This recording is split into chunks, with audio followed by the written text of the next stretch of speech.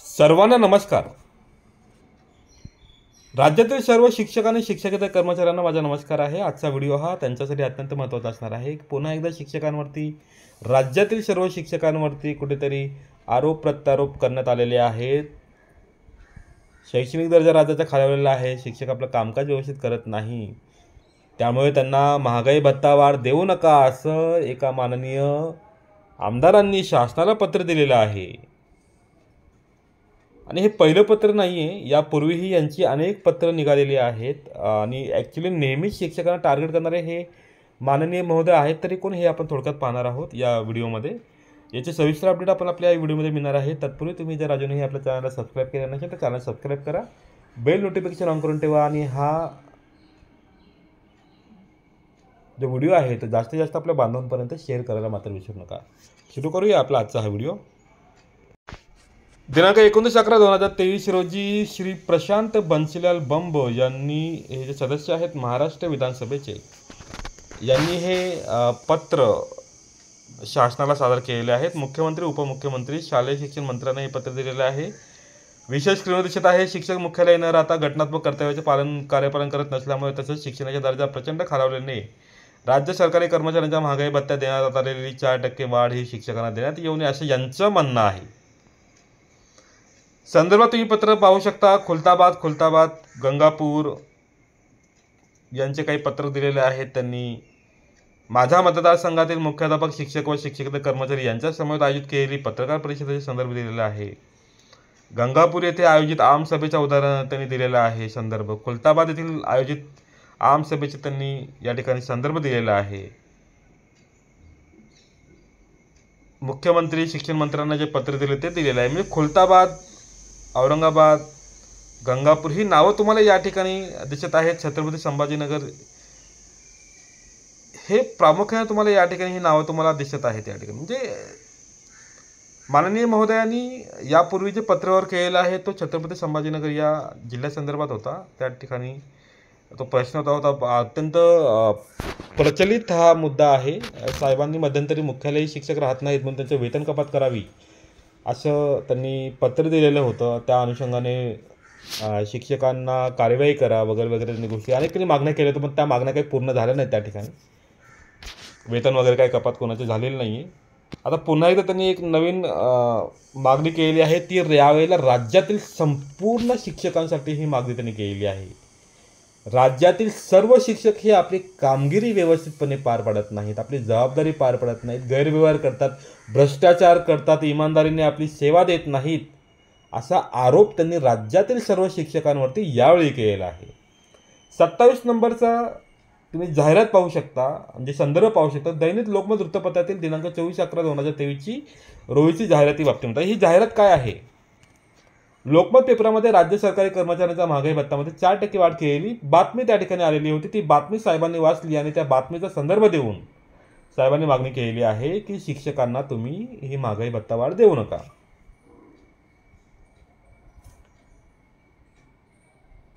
मला सांगा, राज्य शासकीय कर्मचाऱ्यांच्या महागाई भत्त्या वाढीची जी जाहिरात आहे, आपल्या जाहिरातीनंतर येते आणि परिपत्रक हे अगोदर येतं. त्या ठिकाणी साहेबांनी मला वाटतं परिपत्रक हे वाचलं नसेल, शासन परिपत्रक वाचलं नसेल, त्यामुळे त्यांनी ते पेपराच्या बातमीचा त्यांनी संदर्भ या ठिकाणी दिलेला आहे. त्यांचं म्हणणं आहे की राज्यातील शिक्षणाचा दर्जा फार खालावलेला आहे. शिक्षणासाठी गोरगरीब विद्यार्थ्यांची हालअपेष्टा करून राज्यातील पिढ्या बर्बाद होत आहेत असं त्यांचं म्हणणं आहे. राज्यातील नवयुवकांना नोकरी मिळत नाही, त्यांना भरपूर काम करायचं आहे, पण शिक्षकांना भरपूर पगार आहे. म्हणजे पुन्हा एकदा शिक्षकांच्या पगारावरती या ठिकाणी बोट ठेवण्यात आलेले आहे. आणि शिक्षक कशाप्रकारे गैरवर्तणूक करतो, भ्रष्टाचार करतो, गैरव्यवहार करतो, विद्यार्थ्यांना शिक्षण देत नाही, 6वी ते 8वीच्या मुलांना वाचता येत नाही, दयनीय अवस्था आहे. शिक्षकच जबाबदार आहे, मुख्यालय राहत नाहीत, त्यामुळे महागाई भत्ता शिक्षकांचा वाढवू नका अशा प्रकारचा आरोप प्रत्यारोप या ठिकाणी पत्राने केलेला आहे. अगदी पूर्ण पत्र मी वाचू शकत, म्हणजे स्क्रीनवर तुम्ही बघू शकता. पत्र तुमच्यापर्यंत ऑलरेडी पोहोचलेलं आहे. माननीय महोदयांनी फक्त शिक्षकांनाच नाही, शिक्षकांवर त्यांचा प्रक्षोभ आहे, मात्र अगदी मुख्य कार्यकारी अधिकारी असू दे, शालेय शिक्षण विभागातील अधिकारी असू दे, त्यांचं म्हणणे की कोणीच आपली जबाबदारी पार पाडत नाही आहे. वरिष्ठ अधिकारी सुद्धा शिक्षकांवरती दबाव टाकत नाहीत किंवा शिक्षकांकडून कामं करून घेत नाही असं त्यांचं म्हणणं आहे. परिपत्रकात म्हणजे या पत्रकात त्यांनी उल्लेख केलेला आहे. शिक्षक जबाबदारीने आपली कामगिरी पार न पाडता राजकारण करत आहेत, लोकांना दबावात आणत आहेत, स्वतःची जबाबदारी इमानदारीने पार पाडण्याऐवजी गैरप्रकार करण्यात ते व्यस्त आहेत, असा आरोपही त्यांनी केलेला आहे. पण या आरोपांना त्यांनी काही पुरावे मात्र या ठिकाणी काही सादर केलेले नाही किंवा संदर्भ काही दिलेला नाही या ठिकाणी त्यांनी. आणि यावेळी त्यांनी राज्यातील संपूर्ण शिक्षकांना त्यांनी सांगितलेलं आहे. हा मुद्दा महत्त्वाचा आहे. शासनातील वरिष्ठ अधिकाऱ्यांचा कुठलाही वचक जिल्हा, तालुका, ग्राम पातळीवर शिक्षण विभागातील शिक्षक आणि शिक्षकेतर कर्मचारी यांच्यावर राहिलेला नाही, असं यांचं म्हणणं आहे. म्हणजे शासनातील जे वरिष्ठ अधिकारी बसलेले आहेत तेही आपली जबाबदारी पार पाडत नाहीत, असं यांचं म्हणणं आहे. बघा, शिक्षकी पेशा असणाऱ्या शिक्षक व शिक्षकेतर कर्मचारी यांची मुजोरी एवढी वाढली आहे की त्यांचे गैरधंदे, वशिलेबाजी, संस्था चालकाबरोबर संगनमत करून गैरव्यवहार करणे, भ्रष्टाचार करणे, स्वतःच्या नातेवाईकांना शैक्षणिक क्षेत्रात नोकरी लावणे, जुगार खेळणे, पान, तंबाखू, गुटखा खाऊन मुलांना शिकवणे इत्यादी गैरप्रकार होईल, असा आरोप त्यांनी केलेला आहे. सर्व कामे तपासणी करून जनतेपर्यंत पोहोचवणे, माननीय मुख्य कार्यकारी अधिकारी जिल्हा परिषद यांचे कर्तव्य असून ते पार पाडत नसल्यामुळे त्यांच्यावर आपल्यामार्फत कारवाई व्हावी, असाही त्यांनी या ठिकाणी उल्लेख केलेला आहे. घरभाडा भत्ता जो दिला जातो तो देऊ नका, वेतन कपात करा, अशी त्यांनी अनेक मागणी केलेली आहे. साहेबांनी यापूर्वी मला वाटतं इतर कोणत्या बाबींवरती असं काही पत्र निघालेलं आपल्याला काही दिसलेलं नाही आहे. म्हणजे सोशल मीडियावरती ते प्रसारित झालेलं नाही जास्त मोठ्या प्रमाणात. मात्र शिक्षकांवरती अनेक वेळा त्यांनी टार्गेट केलेलं आहे. अनेक शिक्षकांना त्यांनी सुरुवातीला त्यांच्या जिल्ह्यातील शिक्षकांना त्यांनी टार्गेट केलेलं होतं. अचानकपणे एखाद्या शाळेमध्ये जाऊन व्हिडिओ कॅमेरा वगैरे घेऊन तेथील विद्यार्थ्यांना प्रश्न विचारणं किंवा मुख्याध्यापकांना प्रश्न विचारणं, शिक्षकांना प्रश्न विचारणं, असं काही व्हिडिओ आपण यूट्यूबला पाहू शकतो किंवा सोशल मीडियावर पाहू शकतो. आमसभेमध्ये काही शिक्षकांना पुढे बोलवून त्या ठिकाणी त्यांना काही क्रॉस प्रश्न विचारणं, असे अनेक आम्ही व्हिडिओ त्यांचे पाहिलेले. म्हणजे थोडक्यात शिक्षकांविषयी त्यांचं मत तेवढं काही चांगलं नाही असं या ठिकाणी दिसून येते. यावेळेला मात्र साहेबांनी संपूर्ण राज्यातील शिक्षकांना टार्गेट केलेलं आहे. तर साहेबांना आपण आपल्या चॅनलच्या माध्यमातून एवढंच सांगू इच्छितो, माननीय महोदय श्री बंब साहेब, राज्यातील सर्व शिक्षक हे आपली जबाबदारी अत्यंत प्रामाणिकपणे इमानदारीने त्या ठिकाणी पूर्ण करत आहेत.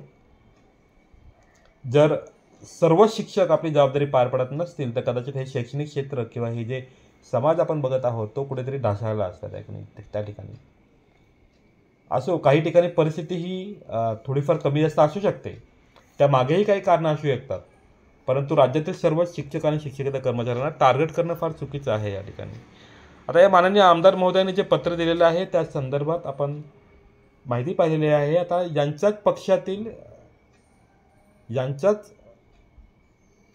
गटातील म्हणूया किंवा यांच्या पक्षातील माननीय दुसऱ्या महोदयांनी एक पत्र त्यांना दिलेलं आहे. ते पत्र आपण पाहणार आहोत. श्री मनीष गावंडे सर आहेत आपले, हे प्रदेश सहसंयोजक भाजपा पदवीधर प्रकोष्ठ अमरावती विभागाचे आहेत. राज्याध्यक्ष आहेत महाराष्ट्र राज्य खाजगी शिक्षक संघटना, संस्थापक अध्यक्ष आहेत राज्य खाजगी प्राथमिक शिक्षक संघाचे. 29 नोव्हेंबर त्याच दिवशी त्यांनी पत्र दिलेलं आहे. माननीय श्री आमदार श्री प्रशांत बंब साहेब यांना दिलेलं आहे पत्र.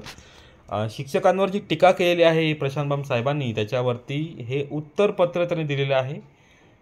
राज्यातील लाखो शिक्षकांवरती चुकीचे आरोप केलेले आहेत. आपल्या देशाला गुरु शिक्षकाला गुरुचे स्थान दिलेले आहे. गेल्या काही वर्षापासून शिक्षकांविषयीचे वक्तव्य पाहता आपल्या गुरुप्रती असलेला द्वेष दिसून येतो. आमदार महोदय साहेब, आपण भारतीय जनता पक्षाच्या चिन्हावरती निवडून आले आहात. आपल्या या बेताल वक्तव्यामुळे जानेवारी 2023 झालेल्या विधान परिषदेच्या 5 शिक्षक व पदवीधर मतदारसंघात भाजपला मोठा फटका बसला आहे. आपल्या द्वेषपूर्ण विधानामुळे अमरावती व नागपूर मतदारसंघात भाजपचा गड असूनही भाजपला पराभवाचा सामना करावा लागला आहे. राज्यामध्ये विधानसभा व विधान परिषद मिळून एकूण 377 आमदार निवडले जातात. यापैकी आजवर एकाही आमदारांनी शिक्षकांबद्दल असे अपशब्द वापरले नाही. अत्यंत महत्त्वाचा मुद्दा आहे या पत्रामध्ये. एकूण 377 आमदारापैकी आजतागायत एकही असा आमदार नाही की ज्याच्या मनामध्ये शिक्षकांविषयी द्वेष आहे किंवा त्यांनी शिक्षकांबद्दल अपशब्द वापरला नाही आहे. मात्र एकमेव राज्यातील आमदार आहे जे सातत्याने शिक्षकांना टार्गेट करत आहे, सातत्याने शिक्षकांबद्दल अपशब्द या ठिकाणी वापरले जात आहेत. 15 वर्षापासून गंगापूर मतदारसंघाचे प्रतिनिधित्व हे करत आहेत. काही दिवसांपूर्वी आपल्या मतदारसंघातून प्रवासाचा योग आला, त्यावेळी आपण केलेले 15 वर्षातील काम चांगलेच अनुभवायला मिळाले. मी तुमच्या मतदारसंघातील कार्यही या पत्रात मांडू शकतो, असं या महोदयांचं म्हणणं आहे, श्री गावंडे सरांचं म्हणणं आहे. मात्र पक्षाची शिस्त व पक्षाचं धोरण, ज्यामध्ये स्वतःपेक्षा पक्ष मोठा, या बंधनामुळे मी जास्त बोलू शकत नाही. आमदार साहेब, विद्यार्थी व शासनाच्या पैशाबद्दल आपणास असलेली पेशाबद्दल असलेली तळमळ पाहता ज्याप्रमाणे महात्मा ज्योतिबा फुले यांनी शिक्षणाच्या प्रसारासाठी स्वतः शाळा सुरू करून नंतर देशासमोर आदर्श निर्माण केला, त्याप्रमाणे आपण सुद्धा महाराष्ट्र सोडा पण किमान आपल्या मतदारसंघात 20 स्वयंअर्थसहाय्यित शाळा काढा व आपणास हवे असलेले दर्जाचे मोफत शिक्षण द्या, अशा प्रकारे आव्हान श्री मनीष गावंडे यांनी आमदार साहेबांना दिलेले आहे. माननीय आमदार साहेब, शालेय शिक्षण क्षेत्रात अनेक समस्या आहेत. कृपया आपण लोकप्रतिनिधी या नात्याने समस्या सोडवण्यासाठी पुढाकार घ्यावा. असा एकही विभाग नाही ज्यामध्ये बिनपगारी 10 ते 15 वर्षे काम करणारा कोणी कर्मचारी असेल. एकमेव आपला शिक्षण विभाग आहे ज्या ठिकाणी शिक्षकांना विनावेतन 10 ते 15 वर्ष शिक्षकांनी विनावेतन काम केलेलं आहे. राज्यातील विद्यार्थ्यांना घडवण्याचे काम केलेलं आहे. आपला ठराविक कोणावर राग असेल व खरोखरच कोणी त्याच्या कामात कुचले करत असेल तर आपण निश्चित आवाज उठवा. पण निरर्थक गोष्टीसाठी सरसकट राज्यातील लाखो कर्मचाऱ्यांना, शिक्षकांना अपमानास्पद व पवित्र अशा शिक्षण क्षेत्राला बदनाम करण्याचा तसेच पक्षाला अडचणीत आणण्याचा विडा उचलू नये माफक अपेक्षा. बघा, भाजपा पक्षाचे हे प्रदेश सहसंयोजक आहेत मनीष गावंडे सर यांनी हे पत्र त्याच दिवशी त्यांनी आमदार साहेबांना दिलेलं आहे. तर थोडक्यात जे काही आरोप प्रत्यारोप यांनी केलेले आहेत, या आरोप प्रत्यारोपाला कुठेही बेस नाही आहे, कुठेही याला पुरावे नाही आहेत. त्या ठिकाणी राज्यातील लाखो शिक्षक शिक्षकेतर कर्मचारी आपली जबाबदारी अत्यंत प्रामाणिकपणे पार पडत आहेत. काही लोकांविषयी त्यांना जर राग असेल, द्वेष असेल, काही कर्मचाऱ्यांबद्दल मोजके काही शिक्षक कर्मचारी असतील ज्यांच्याविषयी त्यांचा राग प्रोक्षेप असेल तर त्यांनी त्यांच्याविषयी आवाज उठवावा, त्यांना समज द्यावा त्या ठिकाणी. परंतु राज्यातील सगळ्या शिक्षकांना त्यांनी टार्गेट या ठिकाणी यावेळेला केलेलं आहे. हे कदापि सहन करणं चुकीचे ठरणार आहे, कारण प्रत्येक वेळेला कुठेतरी शिक्षकांना टार्गेट करणं, शिक्षकांचा पगार दिसणे, शिक्षकांचा पगार दिसतो परंतु शिक्षक जे कामगिरी करतात, शिक्षक जे काम करतात नेमकं त्याचीही यादी आपण पाहणं फार गरजेचं असतं.